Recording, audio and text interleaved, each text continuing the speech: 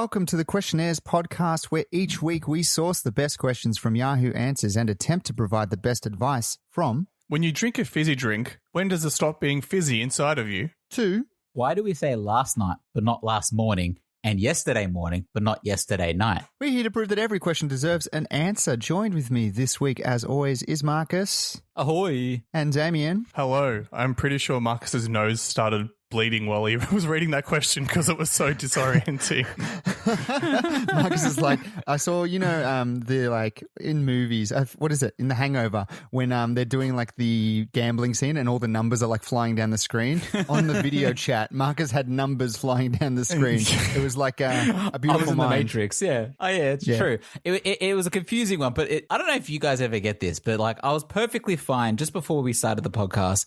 Before I actually had to say anything, I was fine. And the moment Tom picks up this podcast, I need to sneeze, I need to do something with my my face just decides, hey, fuck you. You don't need to say anything right now. You got to sneeze.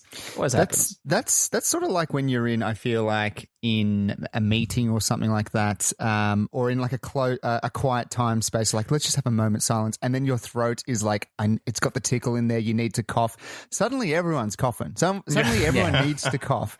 And in high school or in like, when you're younger, you had, some people coughing and then sort of doing it just to be like, I don't really need to cough, but I just want to sort of like cause a nuisance. I hope you've always been one of those guys. I was totally one of those guys from time to time. Yeah. It was one of those cases where it was like, well, it's all silent. I'm like, could I cough? Could I hold it in? I'm like, well, I'm not going to hold it in. Fuck, I'm going to just cough. So I would force some coughs out. Not like I would actually go with a proper cough. Okay. But yeah. Speaking of coughing and all that, there's been a lot less going on in Melbourne. This is, what is that, 14th day with double donuts, 0 cases. I believe it's a 15th, I think, as maybe. of today. 15th. Yeah. Well, there you go. Have you guys been up to much? Have you been out venturing the world? How's your week been? Look, I've been able to go out and have some food at places, which is a really weird sort of experience, actually sitting down like in a place and usually using things like cutlery and stuff. It's amazing how like I've just been eating with my hands everywhere I go. Tom's been eating with his hand. That's like I don't know what these cutlery businesses. Yeah. Tom's not taking any chances. He's not even using his hands like a pig at a trough. He's just face first in the plate. I'm not touching anything. I still want to be safe. I'm eating like it's prison as well. Like I eat quickly just so the virus doesn't land on it. I'm like hovering over it so the virus can't get in either. It's like I've been in the joint for about like 4 months. Yeah, I mean, look, everyone knows the virus can't get back if you put your elbows up and just sort of shove it away. See, I've done the same thing, like in terms of like, shoveling in food at restaurants. But one thing I've actually haven't done yet, and I'm spewing I haven't done yet, is go to a bar or a pub. Just go to a pub and go and have a beer on tap. I've been craving that. See, I did that the other day, Marcus, and it was it was weird. Okay, so I went through the same thing as Tom, that it was weird to be touching things and out in the open and stuff, right? So when we first got to this bar, it was quiet. We'd made a booking, and then as the day went on, it got a lot busier, and we started looking around to be like, okay, this is we're in the beer garden. We're like, this is definitely not by the books. And then as we were saying that, the owner comes out and he yells to the whole bar. He goes, just letting you guys know that what we're currently doing in this beer garden is illegal. We're over capacity. But if everybody's here is okay with it, I'm okay with it. So, yeah, right? So he said it to he yelled it out to everybody, and he goes, so yeah, are you okay with it? And a bunch of people put their hands up and were like, yeah, okay. And then the best part was he said, but if you hear this noise, and he pulled out this little siren thing he had, and it went, wee, wee, wee, wee, wee. He goes, that means we're being raided by the police and we're about to get busted. So we were just like, oh, okay then. It's like a speakeasy in like the Prohibition times. Yeah. I find it funny how he did it like all publicly and all that, because even if you didn't feel comfortable, you're not going to be the one that goes, yeah, I don't feel comfortable. I'm out of here. Yeah. I don't want to do this. Like, I mean, he knew what he was doing. Well, that's the thing. It's also putting everyone on the spot to be like, there's probably people that weren't comfortable with it, but it's like if you're out with your friends, you'd be like, oh God, what am I going to be, the bummer? And be like, no, I need to go home and be safe. We cannot break the rules. I'm leaving. The weird thing was like him addressing everybody to be like, are you all okay with it, right? I don't really get what he's trying to do with that. Because let's say the cops busted him. It's not like he's going to go, well, officer, all the patrons here said they were okay with it. So you should divvy up the fine between all 101 of us because, you know, they're accomplices. I have to file a motion to say that the participants were chill with the idea, Your Honor. So therefore, I showed them my little siren. They were fine with it. Also, everyone knows the siren rule is like, it's a rule. It's basically to be like, it undoes any law if you have a siren little keychain. I'm pretty sure God sent that down on a tablet like Moses, like on a lightning bolt tablet and said, hey, if you hear this siren, disperse. God did that. It's true. It was just bizarre. Like, and even if the cops came, this was a like gated off beer garden with spikes on the fence, so you couldn't climb over. You couldn't leave. We were like animals in cages. It was like, okay, I don't know what I expected, but it makes sense that there are businesses that are kind of flouting the rules now and just be like, whatever.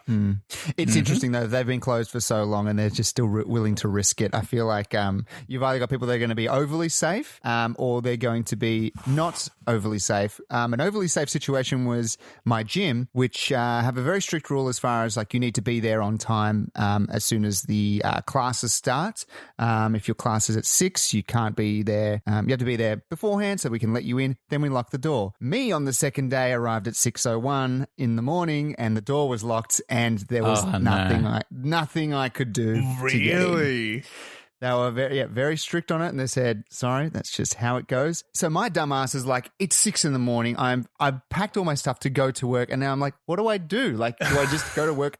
Like, I get punished for like I'm trying to be healthy, I'm trying to like work out and stuff like that, and then I'm like, I go to work early as punishment. Like, it's terrible."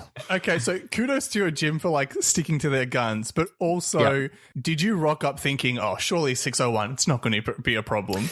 Yeah, I thought maybe it might be like close enough of like a buffer to be like, oh, someone's there just as they're closing the door. Right. But, you know, in the morning, stuck behind a car on a road and it got me that extra minute late and then I missed out. So you didn't choose to like look through the glass door and just copy the workout they were doing on the outside of the gym? You just left? I scaled the building as my warm-up and I climbed in through an air vent. I was like, well, that's it. If I made my way in legally, you didn't let me in, so it should be okay. If you're okay with it, I've got this little siren to let you know if the cops come. I should have brought a siren. But yeah, so some of them are more sort of by the rules because they've been closed for so long. They obviously don't want to have to close again or cop a fine and get shut down. Anyway, let's leave it there for the COVID nonsense. Things are getting opened up a little bit further, I think, in a couple of days as well. So that's good to see. But forgetting about that for the moment, let's answer some questions from the website Yahoo Answers. It's what we do each and every week. We find questions, we try to provide advice to these people and help them on their way. That's how the show works. The other thing we do is we choose a theme for each week to name the question askers. And is it Marcus's theme this week? It is I. Yeah, no, it is my theme this week. I had a real tough time picking a theme, but I've been watching a lot of Friends lately. And I know we've done a Friends theme before. Of course, we've done a Friends theme, but I don't think what we've done is an unexpected cameo theme. Because a lot of the time I'm watching Friends and I'm like, hey, I know that guy from this, or I know that guy or that person from this. So, and Friends has a shit ton of those, similar to like Seinfeld and all the rest of it. So that's the theme this week. Unexpected cameos or cameos that happen in a show that you know that you're like, oh, that person's from this. Oh, so it doesn't just have to be Friends? Doesn't have to be. Oh, we can make it Friends if you want. We can make it Friends if you want. I thought that was the whole reason you brought up Friends. But anyway, okay. No, that's where I've seen it. It doesn't have to be Friends. It could just be unexpected cameos. Look, I will go with Friend. I'll go first. I'm going to say Bruce Willis. Yeah. Bruce Willis is good cameo in Friends. He was Ross's college girlfriend's dad, if I'm not mistaken. Thank you for clarifying that, because I just remember seeing him in it. But the weird thing is, I with some shows, I don't know if you guys have this problem, when somebody is so famous, like Bruce Willis, and he's kind of like undeniably Bruce Willis, right? When he appears in other shows, it's like I don't see Ross's friend's dad. I see Bruce Willis. I see Die Hard. Like it kind of ruins the show for me. Yeah, it's 100%. And the thing is, this was when Bruce Willis had hair. Like it was like one of those final stages where I think he was wearing a toupee or it was just finally going, because it was very noticeable. I'm like, oh, it's Bruce Willis hair. Bruce Willis with hair, yeah. I wonder if that was the real hair or not. There have been rumors for that film that he was in, Hudson Hawk, which is like an action film that flopped. And he was losing his hair at a point. And one of the rumors is that a lot of the budget went to in basically CGIing in hair for him, like giving him CGI hair plugs, like filling in his hair. I know that's a sore point. That's a sore point with Willis. So, digitally adding it in strand by strand. That was some guy's job. Yeah, exactly. What an age we live in when you can get a CGI toupee. Anyway. Do you remember Bruce Willis' character's name? Doesn't matter. Let's call him, I think, was it Mona? Mona's dad. Mona's dad, yeah. All right, so Bruce Willis writes in, am I a bad friend for letting my friend get this tattoo? I'm a tattoo artist, and recently one of my close friends asked me to design a tattoo for her. She left the creative liberties to me, but emphasized that she wanted to incorporate dice into the final design. Just because I have a slightly dirty mind, I thought it'd be funny if I made the outward-facing side of the dice read 6 and 9 respectively. So yes, the dice read 69. I sent her the final design, 69 and all, and she loved it and scheduled her appointment. I didn't think much of it until she texted me raging that I tricked her into getting a rude message inked into her skin permanently. Apparently her dad pointed out that the dice read 6 and 9 when she showed it off to him. She's pissed that I didn't tell her when I sent her the design, but I argued that she should have noticed it when she looked over it and confirmed. Our mutual friends are pretty divided on the issue. Who is wrong here? Bruce Willis. Ooh, Brucey baby. Hang on. Can I just firstly say, is this like a D&D dice? Because a dice doesn't read 9. A 20-sided die. Yeah, Jesus. That's a really good point, Tom, and that's why, even though what the guy did was a dick move, their friend should be like, you should notice straight away. On a traditional dice, there is no 9. Like, she should have spotted that immediately. Yeah, you would think that. It would look like, the Channel 9 symbol, how they've got the 9 dots. That's what it would look like, I would imagine.